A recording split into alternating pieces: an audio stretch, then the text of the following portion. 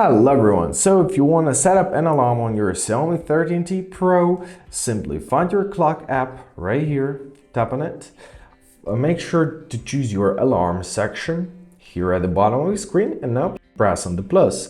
So choose when you want to edit AM or PM, your hours and minutes.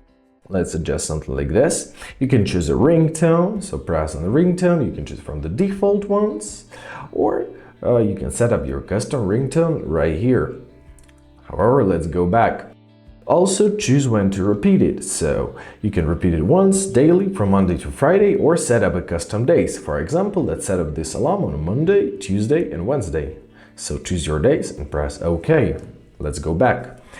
You can choose the vibration option, so if you want your alarm to vibrate while it sounds or not, so simply tap on the switch on or off, depends on your taste, and let's add a label to our alarm. So tap on the label and let's give it a name, for example, work.